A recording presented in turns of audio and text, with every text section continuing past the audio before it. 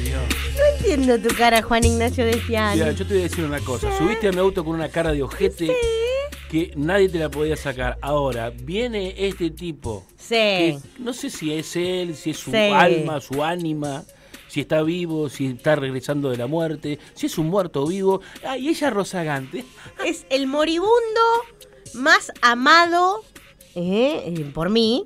Ah, Más amado por mí ¡Dátela! en esta tierra. En esta tierra, en este mundo, en esta época. En este plano. En este plano. Damián Repetto, ¿cómo andás? Buen día. No, bien no, Justo evidentemente, pero mira vos. Lo presentamos entonces.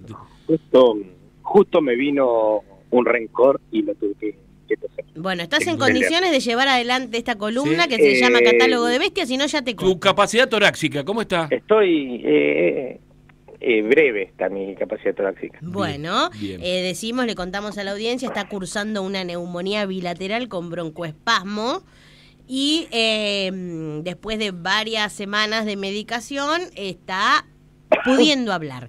¿Querés hacerla? De verdad te lo digo, Mirá Pero, que acá por supuesto. Bueno, ok. Está bien. No vas a seguir robando con los extraterrestres, me imagino. Claro, me quiero imaginar que no trajiste extraterrestre. Cambiamos ya.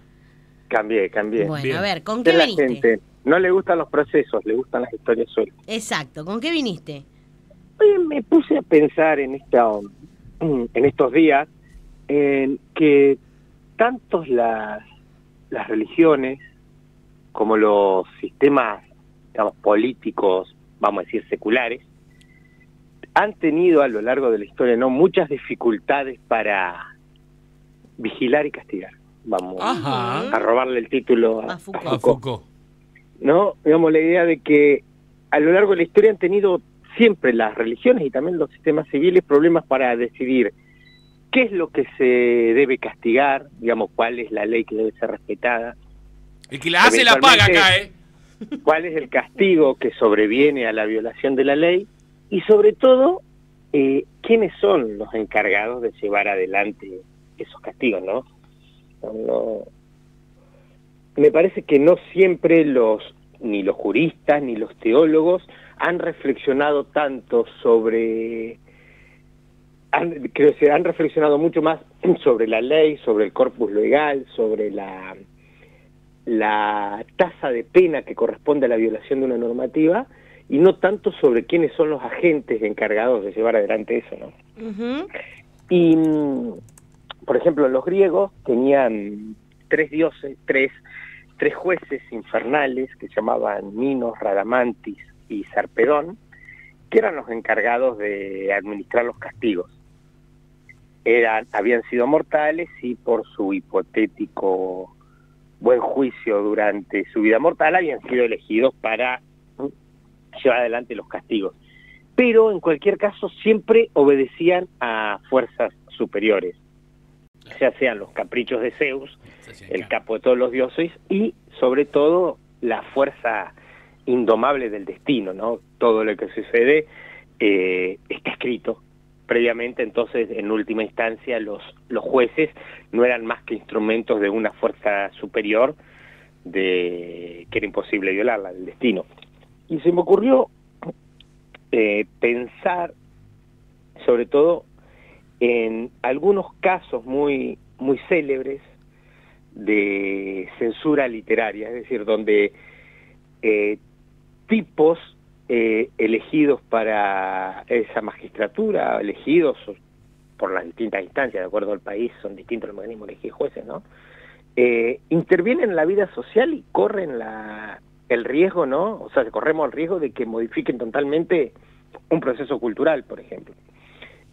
Dejo de lado todo, o sea, dejo de lado la Inquisición y todas las dictaduras, digamos, ¿no? que hemos vivido tanto en América Latina como en África o gobiernos totalmente dictatoriales en otros lugares del planeta, y me centro en dos casos que operaron en un país que se supone que respira libertad como es Estados Unidos.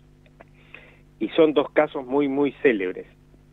Son la censura que operó sobre probablemente el libro más importante del siglo XX, sin cuya existencia la literatura no sería lo que es el Ulises de James Joyce, y también la censura que operó sobre un libro fruto de la ignorancia general de la sociedad, una ignorancia que persiste hasta hoy, que es el libro Lolita de Vladimir Nabokov.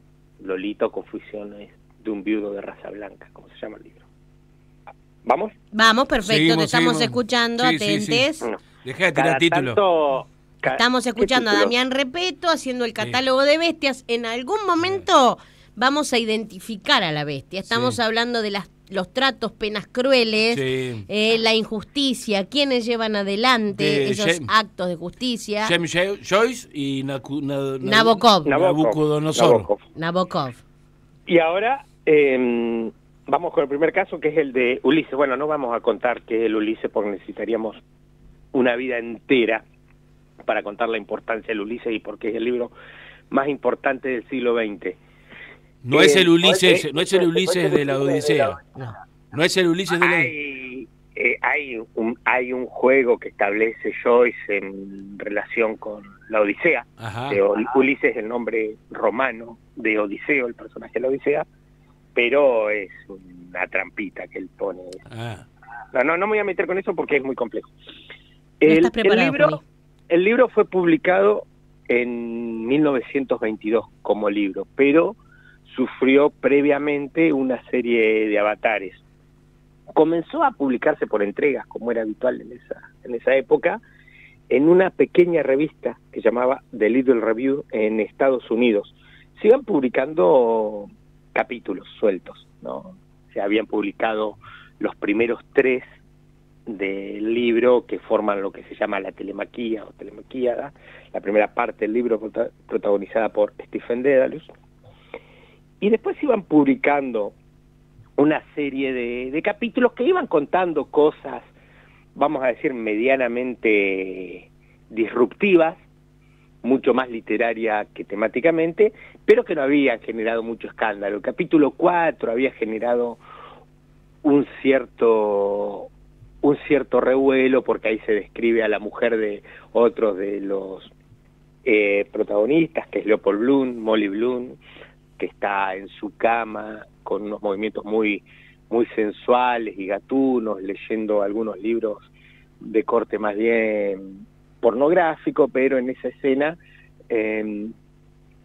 el personaje Leopold Bloom va al baño y como no tiene con qué limpiarse el culo, se lo limpia con el diario que está leyendo, ¿no? Y eso generó cierto escozor por un cierto ataque a las buenas costumbres, ¿no? Sí, porque nunca les pasó. Nunca les pasó y nunca había hasta ese momento en la literatura. ¿Cómo te corta eso? Se había hablado de las funciones escatológicas en los términos en los que hablaba Joyce, con absoluta seriedad. O sea, toda la historia de la literatura está llena de escenas de mierda, pero todas en tono jocoso. Nunca se había hablado en serio, digamos, de un tipo que va al baño, se queda sin papel, bueno, y se limpia con lo que tiene a mano, en este caso el diario. Pero... Sí, no absorbe, hay que decirlo, ¿eh?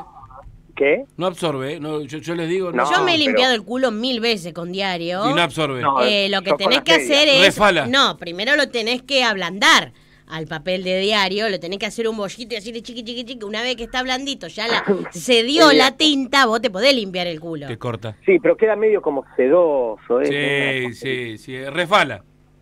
Pero bueno, en relación con esto que decía Juan al principio de Odisea, cada uno de los capítulos de Ulises tiene un título medio tramposo que remite a alguna escena o algún pasaje de Odisea. Es como el marco, la estructura que le sirve a Joyce para, como decía él, meter el caos del mundo en el orden de la literatura. Entonces, hay un capítulo 13, que se llama Nausicaa, en que Leopold Bloom va caminando por la playa del río Liffey, en un lugar que se llama Sandymouth, en Irlanda, en Dublín, y hay una joven, Gertie McDowell, que se está medio mojando las patas ahí en la playa, y está meditando sobre la vida, sobre el amor, digamos, una suerte de parodia del discurso romántico, y Leopold la ve de lejos, ve sus piernas, sus piernas le gustan y comienza a masturbarse, ¿no? Hay todo un juego, digamos, estoy resumiendo temáticamente lo que sucedía en ese capítulo, ¿no? Digamos, el tipo se pajea mirando a la mina, y eso generó que la Sociedad para la Supresión del Vicio de Nueva York hiciera una denuncia, un juez tomara esa... Estamos hablando de Nueva York, que se supone que es una sociedad, una ciudad de avanzada, digamos, claro. no es el sur profundo del cordón bíblico, sino que era, digamos, la capital, lo que iba a convertir en la capital cultural del siglo XX. Las editoras tuvieron que enfrentaron un juicio en 1921, tuvieron que sacar de circulación la revista, qué sé yo. Entonces Joyce tenía en las manos el mejor libro de la historia y nadie que se animara a publicarlo por miedo a las sanciones. Entonces había una editora, una mina sumamente interesante, que se llamaba Sylvia Beach, que tenía una librería editorial en París, que se llama Shakespeare & Co., Shakespeare y compañía, que era un poco el lugar donde se reunía toda la intelectualidad de entreguerras en París, que decidió publicarlo. Pero con esta salvedad, tuvo la precaución, Sylvia Beach, de buscar imprenteros que no supieran inglés para evitar tener problemas. Los tipos, o sea, copiaban los tipos móviles directamente, no entendían una palabra de esa página que estaban, de esas páginas que estaban armando, por las dudas. De ahí, obviamente, una serie de ratas que tiene esa primera edición, porque no quería que nadie levantara que moviera el avispero, porque tenía justamente el secuestro de la edición. Pero bueno, ese juicio que pesó sobre el Ulises recién fue retirado en 1936, o sea, 14 años después de la publicación como libro en 1922, una vez que ya todo el mundo se conoció lo que era ese libro, un libro que cambió, repito, la historia de la literatura. Es una genialidad absoluta. Joyce en ese libro juntó todas las técnicas y mecanismos y procedimientos literarios que existían hasta ese momento, los puso en su libro y a su vez inventó todos los que faltaban, ¿no? Es un manual de instrucciones sobre técnicas literarias, si uno quiere leerlo así, el Ulises. Pero digo, 16 años, el libro que hoy es el más importante libro de narrativa más importante del siglo XX. No obstante, digo, se siguen haciendo persecuciones más allá de la importancia o no del libro, la relevancia. El año pasado tuvimos el gran debate de sacar de las escuelas públicas Come Tierra, de Dolores Reyes, porque supuestamente mostraba hechos de sexualidad entre adolescentes explícitos. Bueno, acá el Ministerio de Educación de la provincia de La Pampa hace unos cuantos años ya, creo que era gobierno de Jorge o gobierno de Berna, no me acuerdo ya. Supongo que capaz que sería la ministra de Educación que venía de la educación privada, Jacqueline Evangelista, la ministra, que quisieron censurar el libro de Daniel Pellegrino, Un viejo perdido, porque en un pasaje del libro se cuenta cómo violan a una chica. Mira vos, no sabía muy poética. Sí, en el Colegio 9 de Julio lo quisieron censurar, intervino el Ministerio de Educación, hubo toda una movida, no me acuerdo bien el año en que fue, pero bueno. La costumbre de meter gente del privado en el Estado, ¿no? A veces. Sí, pero siempre la censura tiene que ver con la sexualidad. Sí. Nunca es, en general, ¿no? Tiene que ver con la sexualidad y con el control del cuerpo, que en última instancia también es el objetivo del castigo de cualquier sistema judicial, el control sobre el cuerpo, la economía sobre los cuerpos.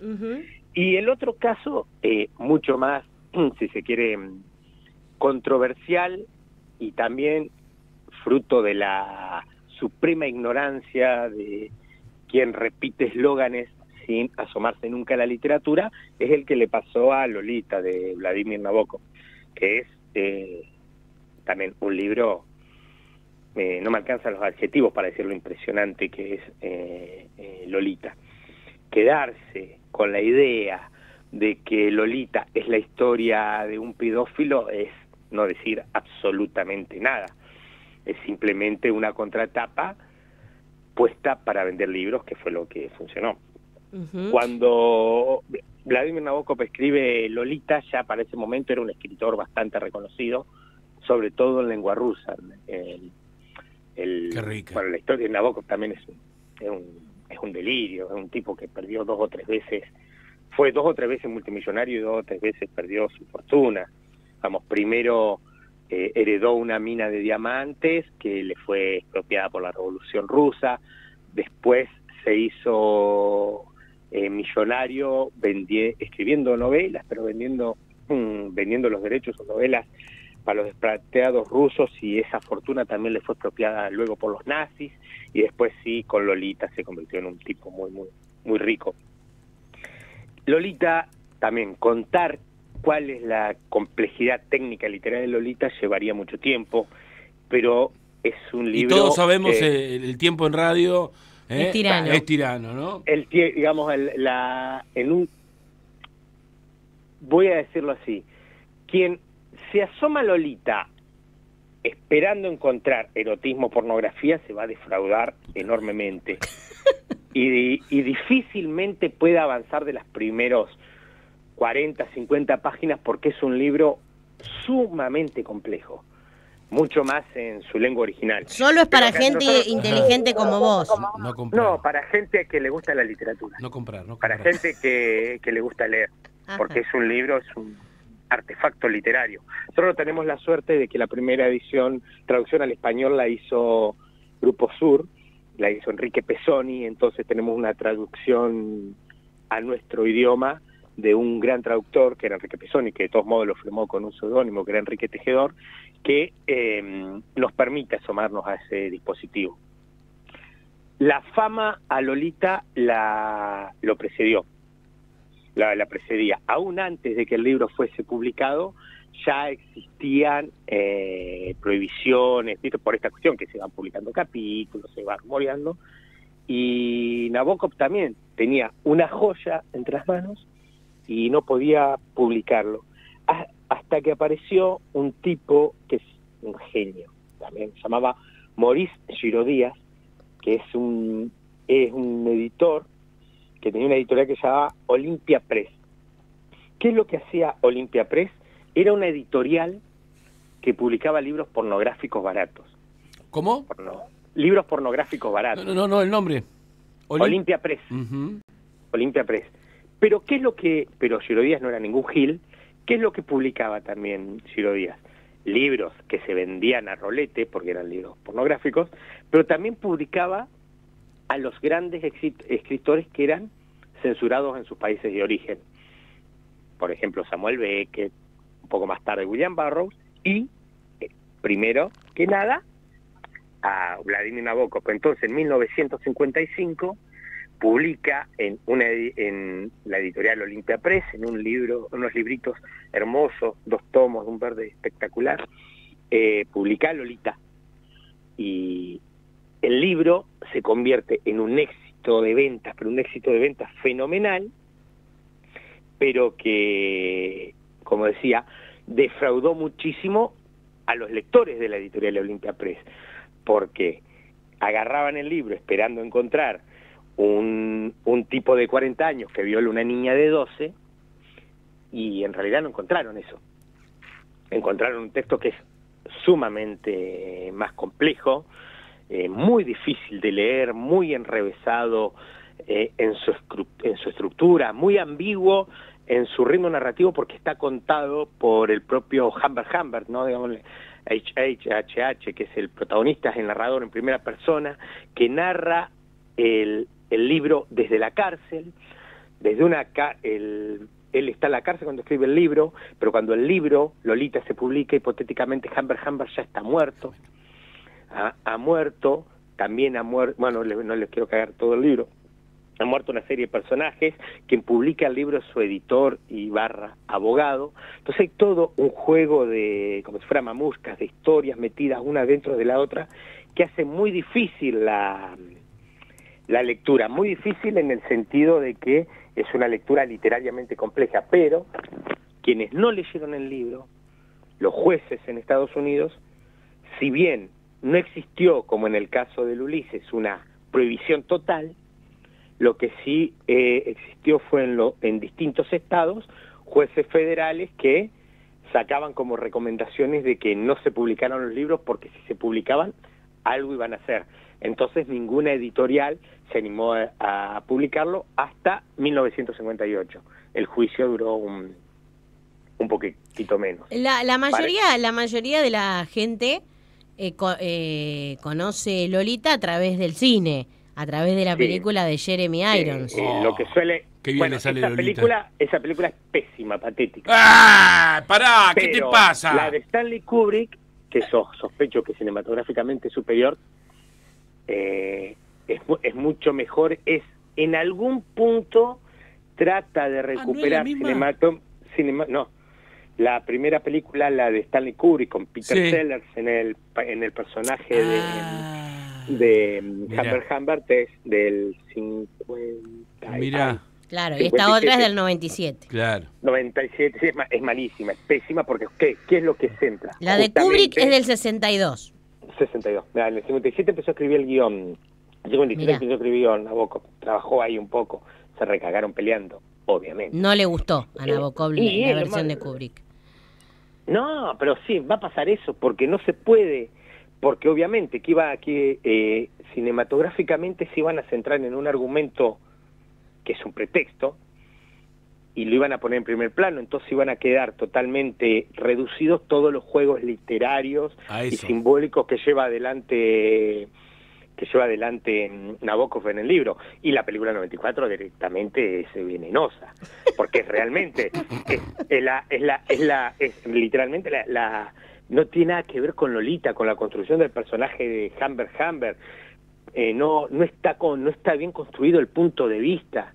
Digamos, primero que la piba actúa como una especie de lo que para ese momento ya era una Lolita, del nombre de Dolores Hayes, que es el personaje, como una especie de preadolescente, seductora, provocadora, etcétera, cosa que en el libro no existe en ningún momento. Bueno, no te pongas mal, Damián. Escúchame, no te pongas mal. Pará, tranquilízate. No es consciente de su ninfulez. Tranquilízate, pensá en tu tórax. La ninfula no es algo que carga una identidad, sino que es una identidad construida por el ojo que mira. Y eso no lo hace la película. La película la muestra a la pibita como una pibita que quiere seducir a un hombre mayor y lo maltrata, y etcétera, etcétera, etcétera. Y en realidad, todo lo que Dolores Hayes es en el libro es una construcción de Humbert Humbert. Dolores Hayes no tiene nada. Es él quien deposita su deseo, su perversión en Dolores Hayes o en las otras ninfulas que ha habido a lo largo de su vida. Tiene muchas ninfulas. Es lo que dicen la mirada escópica. La mirada escópica es una mirada que construye y deforma. Entonces, de hecho, en el libro hay una suerte de equilibrio entre Humbert Humbert, que es un sujeto, un humanista burgués europeo que se cree artista o loco, lo dice en el capítulo 8, y su contraparte estadounidense, que es Claire Quilty, que es un pedófilo a secas. Digamos, es un pedófilo a secas. A Claire Quilty, el único factor que le interesa para allá adelante de su perversión es que sean niñas. Claro, Humbert es un artista. Dice, hay que ser artista y loco. Y hay algunos argumentos tan estúpidos con los que se ha censurado a Vladimir Nabokov y especialmente a Lolita. Menos mal que no leyeron Nada o El Ardor, porque si no se mueren. ¿El Ardor por se ejemplo, llama? Nada o El Ardor. Ada o El Ardor, Ada. que es una historia de dos hermanos niños incestuosos. Bueno, no vamos a hacer el tercer libro, Damián, repito. Queremos cuidar tu salud. Sí. Ya hicimos dos. Sí, tranquilízate porque hay muchas ninfulas dando vueltas. Quería decir esto. A ver. Sobre todo en España, hay como un voto de censura sobre Lolita como libro, sobre Nabokov como escritor, acusándolo de que de alguna manera escribe tan bien que hace olvidar que se trata de la historia de un pedófilo el libro, ¿no? Vamos, el mayor elogio que se le puede hacer a un escritor, es decir, que su escritura es tan prístina, tan perfecta, que hace que el argumento quede de lado y lo que aparezca en primer plano sea la construcción literaria, es usado como un argumento para decir, este escribe tan bien que nos olvidamos de que es la historia de un pedófilo, ¿no? Es me parece una torpeza y una limitación intelectual absoluta. Excelente, Damián, Excelente. repito. ¿Y la bestia quién es? La bestia es la censura. Ah, está bien. Claramente. Está bien. Claramente. Damián, repito, impresionante lo tuyo, como siempre, un tipo ególatra que se precia de saber todo. Sí, hay gente que está yendo a la universidad. Va a empezar la universidad va a la semana que empezar la viene. carrera para conocerte. Sí, va para a empezar... entender más o menos Claro. de lo que carajo habló, porque... Es lo que me han dicho. Aparte ahora que tengo neumonía, que es una enfermedad muy literaria. Claro. Exacto. Sí. O sea, venía a dar las clases de acá. Bueno, Damián, repito, ¿qué elegiste para cerrar esta columna? Bueno, en la que hemos aprendido muchísimo realmente con Juan Ignacio de Viale. Se me ocurrió, ya que estamos en esta semana de reivindicaciones latinoamericanistas, la ley Estela de Araña, en la versión de Cita Rosa, que supongo que es la mejor que existe. Gracias, Damián. Gracias. Hasta la semana próxima. Gracias a ustedes. Muchas gracias. Pasó el catálogo de Bestia. Qué lindo este recorrimos a Joyce, recorrimos a Nabokov. ¿Qué más querés en mucha esta nífula mañana de sábado?